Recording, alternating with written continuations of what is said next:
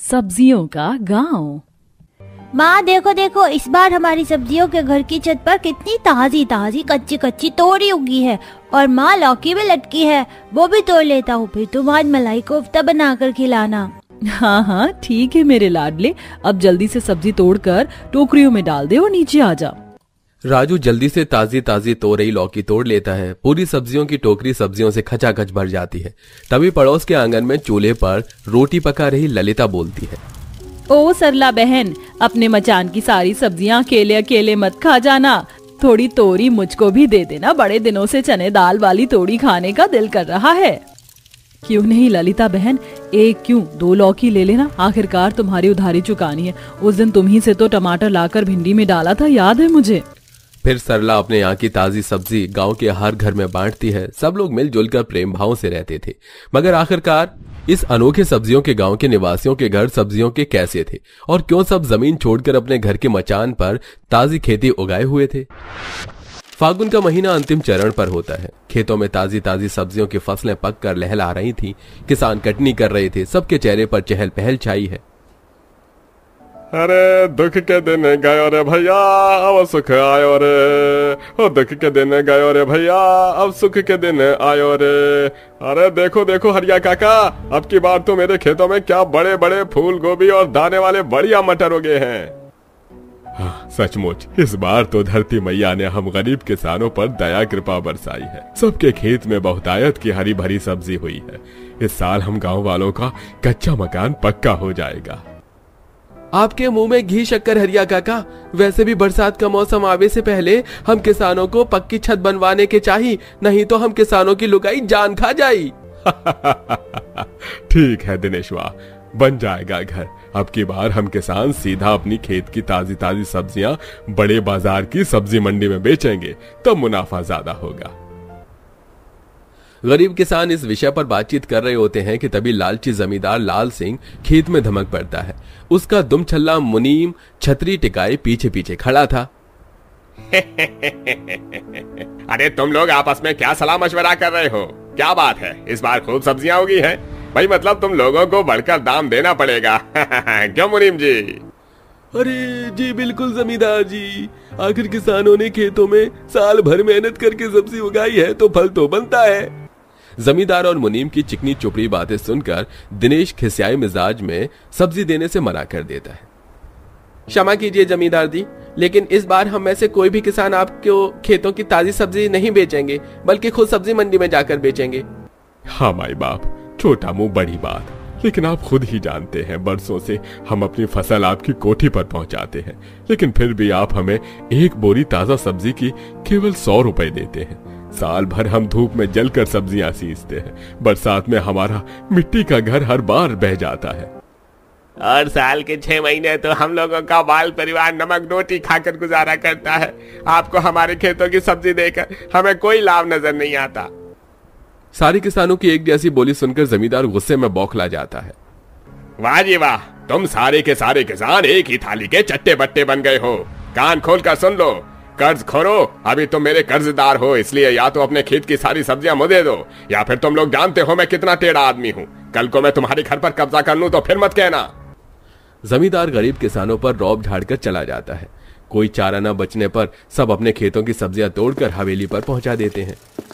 आहा, कितनी सौंधी रोटी की खुशबू आ रही है। आज तो हमें सब्जी के साथ रोटी खाने को मिलेगी। चिंकी, मैं तो पूरी 4 रोटी खाने वाला हूँ। तो फिर मैं भी 4 रोटी खाऊंगी राजू भैया।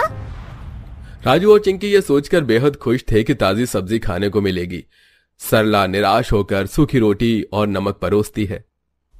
ये क्या माँ, आज भी नमक रोटी? आज तो पिताजी ने खेत में से कितनी सारी ताजी सब्जी तोड़ी थी। हमें तो लगा था तुम भरवा परवल भिंडी तुरई ये सब बनाओगी।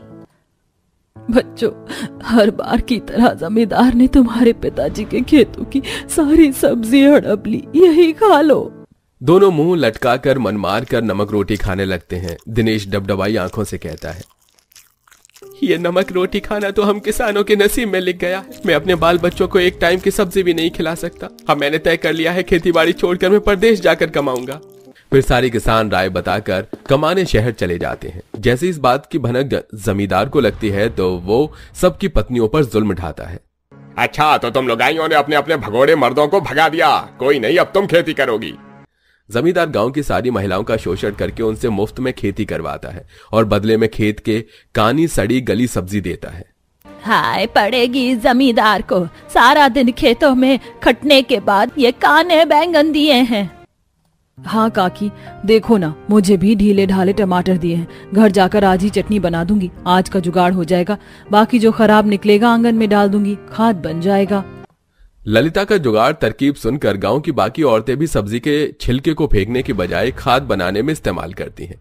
एक दिन गांव में तेज तूफानी बवंडर आता है, जिससे कि कितनों के ही छप्पर गिर जाते हैं और जिनके मिट्टी के मकान, कच्चे मकान होते हैं, वो पूरी तरह नाश हो जाते हैं। बूढ़ी सीता तो छाती पीट लेती है।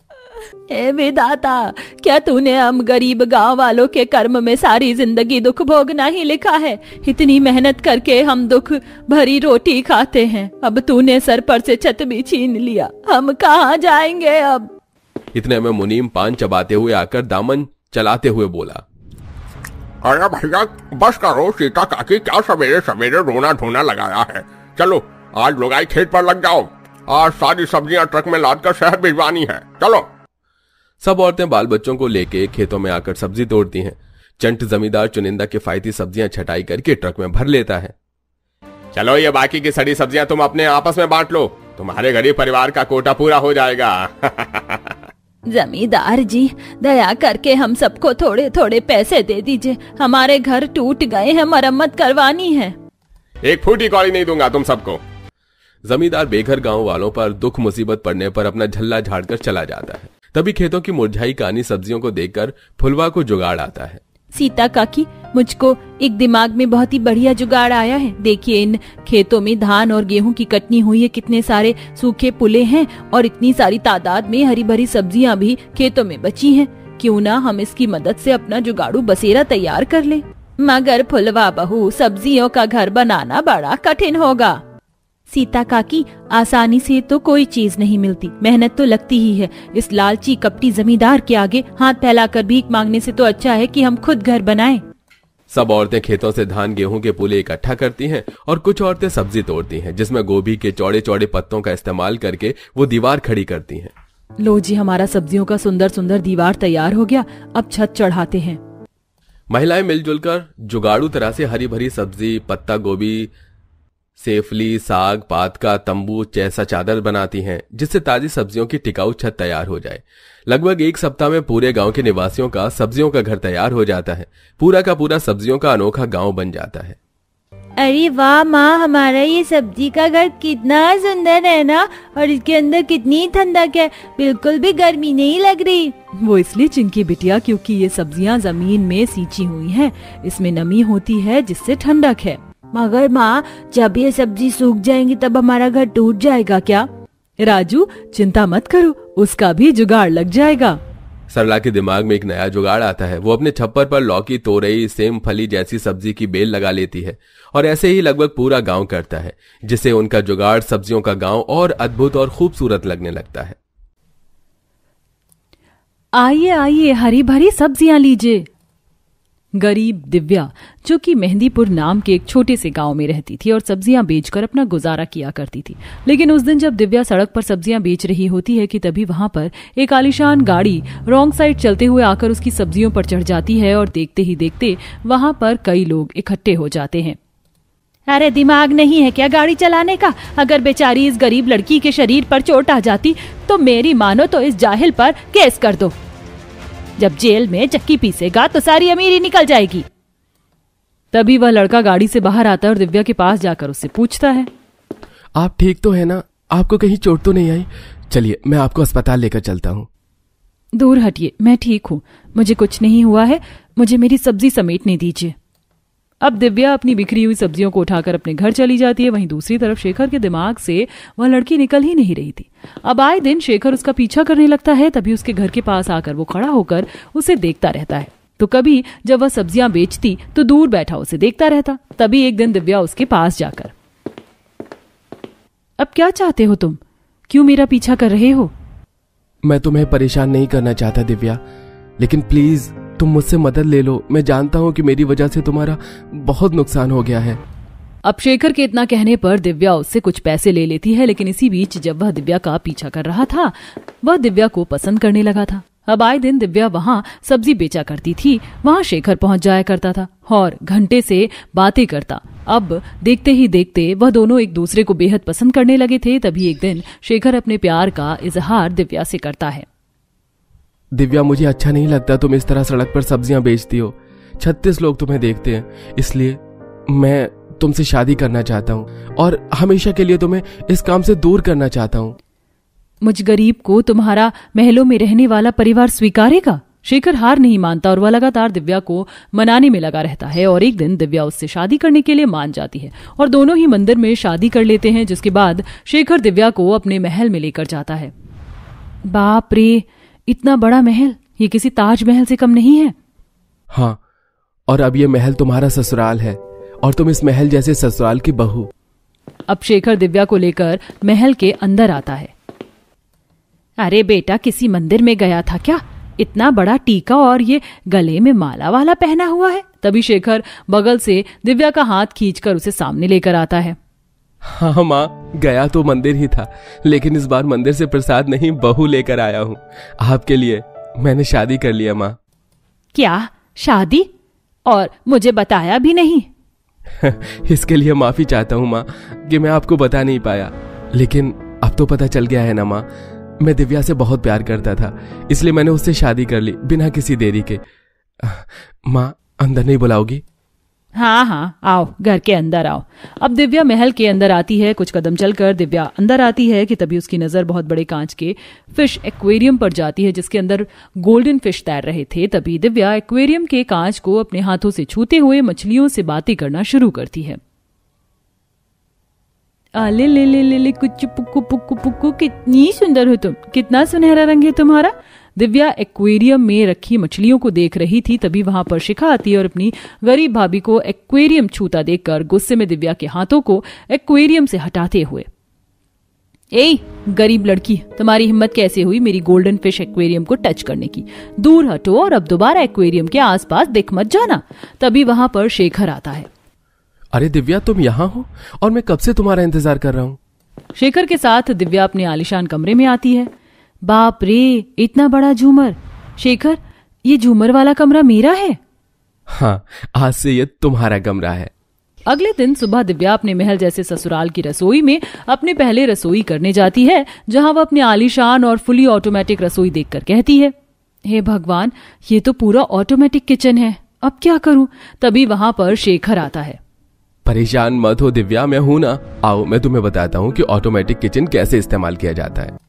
अब शेखर बड़े ही प्यार से दिव्या को ऑटोमेटिक किचन इस्तेमाल करना सिखाता है, जिसके बाद दिव्या अपनी पहली रसोई का खाना बनाकर डाइनिंग टेबल पर लगती है।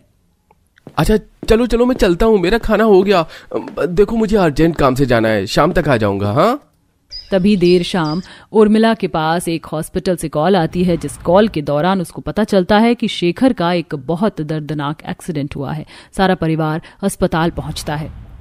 माफी चाहूंगा आप सबसे, लेकिन पेशेंट का इतना दर्दनाक एक्सीडेंट हुआ है कि उनके दोनों टांगें डैमेज हो गई हैं। आप पेशेंट को घर ले जा सकते हैं और आप लोग वहीं उनकी देखरेख करें। हॉल में बैठी दिव्या रो रही होती है। हे भगवान, ये तूने मेरे पति को अपाहिज क्यों किया? तभी उर्मिला वहां आती है और अपनी बहू दिव्या के बालों को पकड़कर खींचते हुए कहती है, कर लिया रोने का झूठा नाटक। अरे कुलक्षणी, ये सब कुछ तेरी वजह से हुआ है। ना मेरा बेटा तुझ जैसी गरीब से शादी करता और ना आज उसको ये दिन देखने पड़ते। चल निकल यहाँ से। नहीं माँ जी, ऐसा मत करिए, मुझे यहाँ से मत निकालिए। आप बेशक से मुझे इस महल में रहने के लिए कोई कमरा मत दीजिए, लेकिन मुझे मेरे पति के पास रहने दीजिए। मैं इस हालत में उनसे दूर नहीं होना चाहती। वो जिस दिन ठीक हो जाएंगे मैं यहाँ से चली जाऊंगी। ठीक है, लेकिन इस महल में तेरा कोई कमरा नहीं होगा। अब उर्मिला के कहने पर दिव्या वहीं हॉल में सो जाती है। अगले दिन सुबह दिव्या अपने पति के लिए दलिया और उसकी दवाई लेकर कमरे में जाती है और उसे दलिया खिला रही होती है और उसे दवाई देती है। दिव्या, तुम ठीक तो हो ना? तुम्हें कोई परेशानी तो नहीं हो रही है ना यहाँ पर? हाँ, मैं बिल्कुल ठीक हूँ और बहुत खुश हूँ। भला महल जैसे ससुराल में कोई लड़की परेशान हो सकती है? आप मेरी चिंता मत करिए, बस आप अपनी सेहत पर ध्यान दीजिए और जल्दी से ठीक हो जाइए। दवाइयों का डोज इतना हैवी होता है कि दवाई खाते ही शेखर की आंख लग जाती है। कुछ देर बैठे बैठे दिव्या भी वहीं बेड के पास सो जाती है। तभी दबे पांव वहां पर उर्मिला आकर दिव्या का हाथ कस के पकड़ती है। तभी दिव्या की आंख खुलती है और अपने पति को सोते देख वह चुपचाप बाहर आती है। क्यों री, तुझे समझाया था ना कि इस महल में तेरा कोई कमरा नहीं, तो तेरी हिम्मत कैसे हुई इस कमरे में घुसकर सोने की? पति की सेवा करने के बहाने तो इस कमरे में तू आराम फरमा रही है। आहिस्ता बोलिए सासू माँ, शेखर जी उठ जाएंगे और मैं तो बस यहाँ पर उन्हें दवाई देने आई थी, पर पता नहीं कब मेरी आंख लग गई। मुझे माफ कर दीजिए। अब दिव्या अपने पति को दवाई देकर छत पर आ जाती है, जहां दोपहर की 2 बजे की कड़ी धूप पड़ रही होती है। लेकिन महल जैसे ससुराल में उसका कोई कमरा नहीं था, इसलिए वह धूप में छत पर बैठी हुई थी। कितनी तेज धूप हो रही है, सारा शरीर जल रहा है। तभी शिखा हाथ में पानी का ग्लास लेकर आती है। बहुत प्यास लग रही होगी ना इस कड़ी धूप में छत पर, पानी पियोगी? हाँ दीजिए ना। अब शिखा पानी का ग्लास दिव्या के मुंह के पास लाकर सारा पानी जमीन पर गिराने लगती है। ओह सॉरी, पानी तो गिर गया। एक काम करो, जमीन को चाट लो, क्या पता तुम्हारी प्यास बुझ जाए। देखते ही देखते रात हो जाती है और दिव्या को हल्की हल्की ठंड और छत पर मच्छर काटने लगते हैं। तभी वहां चुपचाप वो नीचे आती है और टॉयलेट में जाकर लेट जाती है। अब इस महल जैसे घर में तो मेरा कोई कमरा नहीं, तो इस टॉयलेट में ही मैं सो जाती हूँ। अगले दिन सुबह दिव्या अपने पति के पैरों में तेल लगा रही होती है और उसकी आंखों से आंसू गिरने लगते हैं। तभी शेखर की नजर दिव्या पर जाती है। क्या हुआ दिव्या, तुम रो क्यों रही हो? तुम्हारी आंखों में ये आंसू, सब ठीक तो है ना? अरे आप उठ गए। हाँ मैं ठीक हूँ। यहाँ ये देखो, ये खिड़की खुली है ना, तो बस यहीं से धूल मेरी आंखों में चली गई, बस वही साफ कर रही थी। दिव्या अपनी सभी तकलीफों को छुपाते हुए वहां से चली जाती है। ऐसे ही कुछ दिन गुजरते हैं और दिव्या की सेवा रंग लाती है और शेखर के पैरों के जख्म और दर्द कम होने लगते हैं और वो एक दिन अपने पैरों पर खड़े होने की कोशिश करता है और वो दिव्या को ढूंढते ढूंढते कमरे से बाहर आता है, लेकिन दिव्या शेखर को कहीं नहीं मिलती।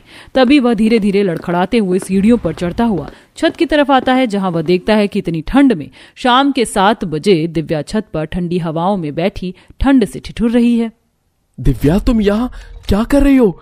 और तुमने यहाँ पर अपना बिस्तर क्यों लगा रखा है? अभी तो इतनी गर्मी भी नहीं आई है। शेखर, तुम अपने पैरों पर चलकर ऊपर आए, तुम ठीक हो गए, तुम चल सकते हो। शेखर, शेखर, मैं बता नहीं सकती तुम्हें कि मैं आज कितनी खुश हूँ। तुमने मेरे सर पर लगे कलंक को आज साफ कर दिया। किस तरह के कलंक की बातें कर रही हो दिव्या तुम? तभी वहां पर दिव्या के ससुराल वाले आते हैं, जिन्हें ये डर था कि दिव्या ने सारा सच शेखर को बता दिया होगा। लेकिन तभी दिव्या कहती है, देखिए माँ जी, शेखर जी ठीक हो गए, वो अपने पैरों पर चल सकते हैं। लेकिन मैं अब इस घर से हमेशा के लिए जा रही हूँ, ताकि आपको कभी ना लगे कि आपकी बहू कुलक्षणी थी। अब उर्मिला को अपनी गलतियों का एहसास होता है कि जिस दिव्या के ऊपर वो इतना अत्याचार करती थी, अपने महल जैसे घर में रहने को उसको एक कमरा तक नहीं देती थी, आज उसके कारण उसका बेटा अपने पैरों पर फिर से खड़ा हो उठा है। और जिस दिव्या के ऊपर उसने इतना अत्याचार किया, उस दिव्या ने अपने पति से अपनी सास के खिलाफ एक शब्द भी नहीं कहे। तभी उर्मिला दिव्या को रोकते हुए कहती है, कहीं नहीं जाओगी तुम इस महल को छोड़कर।